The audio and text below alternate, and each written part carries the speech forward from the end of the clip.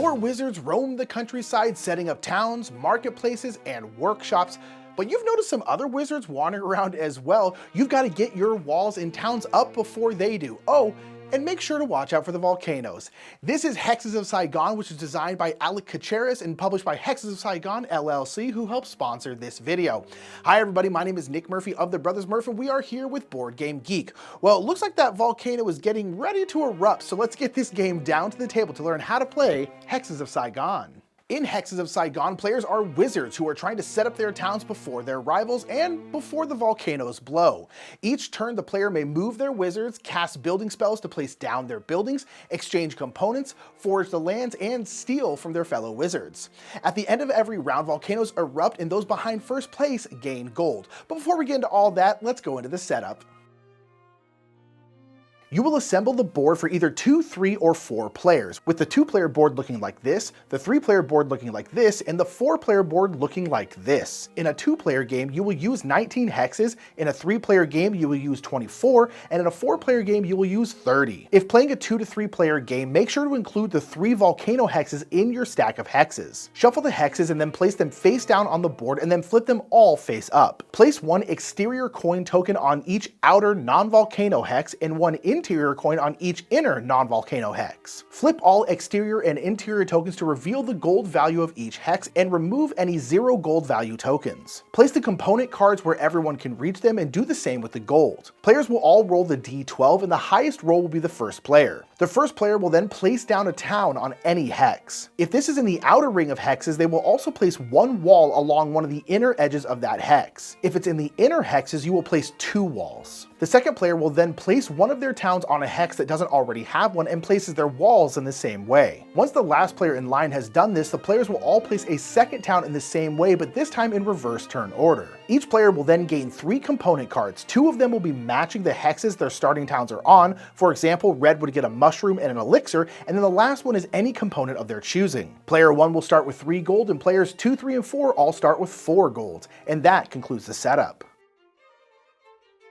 In Hexes of Sygon, the players are racing to hit the points threshold. At the start of the game, that threshold is 27 sorcery points, but that will go down by 1 every time a hex is turned over to its ash side. And you will gain sorcery points by building your buildings. Each round will have 3 phases: player turns, volcanoes, and fortune gold. In the very first round, at the start of their turn, a player places their 3 wizards. They must place them in hexes that have their town buildings. And note that you may have up to 3 wizards in a hex at a time. If it is not the first round, the first thing a player will do on their turn is stand up their knocked over pieces, if they have any. After you have placed your 3 wizards or stood up your pieces, each of your wizards may move. For ease of play, refer to your player reference sheet. On your turn, you may in order move your wizards, construct buildings, and cast action spells. Each wizard may move 1 space by walking to the next hex, or you may pay 1 gold to teleport a wizard 1 or 2 spaces away and past opponent walls. When you move, your wizard cannot walk through an opponent's walls, but you may move through your own walls, and there may never be more than 3 wizards in a hex. To walk or teleport into a hex with other wizards, you will have to pay those players 1 gold for each of their wizards that are there. And you may not move on to volcano or ash hexes. After you have moved any wizards you would like to, you may cast building and exchange spells. Your buildings will be the way you gain points, but they also give you the resources you need to build more buildings. Your wizard must occupy the hex you are trying to build in, and if there are any other players' wizards in the same hex, you must have more of yours than theirs to build there. Note that this does not apply to walls. You are allowed to build those. In unsettled hexes, which is a hex that doesn't have a town in it, you may only build walls or towns. If a hex has another player's town in it, you cannot build in that hex. Each hex may only have 1 town, 1 workshop, and 1 market, though you may have multiple walls. When building walls, you are specifically building them on that hex, not between the hexes. So there may be another wall on the other side inside an adjacent hex. You pay for these buildings with gold and component cards. Each building's cost, function, and point value are listed on the reference sheet. A town costs 2 flowers, 1 mushroom, 1 snow, 1 elixir, 1 spice, and 3 gold. A workshop costs 2 crystals, 1 mushroom, 1 snow, and 2 gold. A market costs 1 elixir, 1 spice, and 1 gold. And finally, walls cost 2 gold. When you build a building, you will gain sorcery points. Towns give you 3 points, workshops give you 2, and markets get you 1. Walls gain you 1 point if they encircle a town that you own. A town is encircled basically if no one else can walk into it. So if that hex borders your own walls, ash tiles, and or volcanoes on all sides, it's encircled and is worth 1 point. So this hex is encircled and so is this one, but this one is not. Okay, so that's building, but you may also do exchange spells while you build. You may pay 3 gold to the bank and 1 component card to gain any component of your choice. Though this is 1 gold cheaper if you have a workshop or multiple towns on the hex that matches the resource you are trading in. So if I had a workshop on a desert hex, I can trade spice for something else for 2 gold instead of 3. Note that this bonus does not stack to reduce to 1 gold in any scenario. You may also just pay 7 gold for a component card or discard a resource card for 3 gold. After you do your building and exchanges, you may do action spells with your wizards. Note that each action you may only do once per turn and each wizard may only take 1 action. A wizard may forage and gain the component card matching the hex that they're on. Note that each hex may only be foraged twice in the entire game.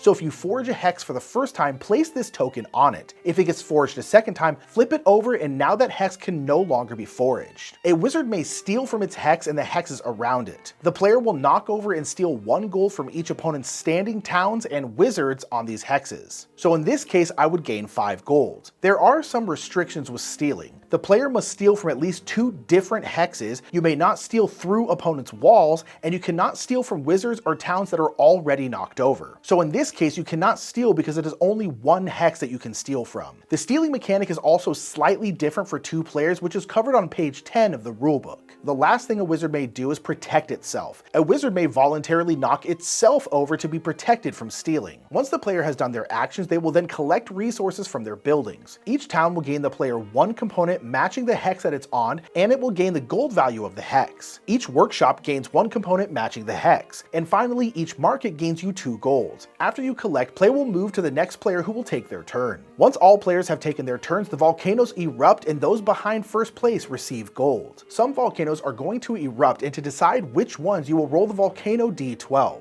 When you roll this die, 1 or 2 of the 3 colors of volcanoes will erupt. In this case, the red one, or in this case, both the blue and the red one. Any volcanoes erupting this round, you will place a smoke piece into. This volcano cannot erupt next round. So if it gets rolled next round, simply remove the smoke piece but do not erupt the volcano. When a volcano erupts, all accessible hexes adjacent to the volcano suffer the aftermath. All walls adjacent to the volcano are destroyed, but they save the hexes from getting damaged. If there are no walls, you will decrease the gold value of that hex by 1. If the hex has no gold and no wall bordering the erupting volcano, this hex's town owner must destroy 1 non-wall building in that hex. If this hex has no town, along with no walls bordering the erupting volcano or gold value, that hex is destroyed and flipped to its ash side. Any walls or wizards on a hex that flips are permanently removed from the game. Once the volcanoes have erupted, scores are readjusted if anyone lost buildings, and players receive gold from the bank equal to the number of sorcery points they lag behind the player with the most points. Then play will move back to the first player who will take their turn. The game will continue until at least 1 player hits the sorcery point threshold at the end of a round of turns. A reminder that this threshold is 27 but goes down by 1 for every ash hex tile on the board. So in this game state, the points threshold is only 22. Once a player reaches that point value, you will still complete the current round such that each player has taken the same amount of turns. Volcanoes will erupt again and fortune gold is awarded. Then if there are any ties for first place, all players compete in 1 final round of play. At the end of this round, any ties for first are broken and awarded to the player with more remaining resources. Remaining resources equals the number of component cards multiplied by 4 plus the amount of gold. Optionally, during your game, you may also add the spell cards included with this base game set. Each spell card contains a unique ability and costs a different type of component card. These rules are covered on page 13 of the rulebook, and that's how you play Hexes of Sygon. Hexes of Sygon is all about management. You are managing your resources so you can build your buildings to score points and win the game. You're managing the other players and they're stealing wizards. And you're managing 3 big volatile volcanoes. You'll have to think on the fly and adjust as you go. And if Hexes of Sygon seems like a game you'd enjoy, make sure to check it out and find out more. And until next time, I've been Nick Murphy, and that is how to play Hexes of Sygon. Have a great day.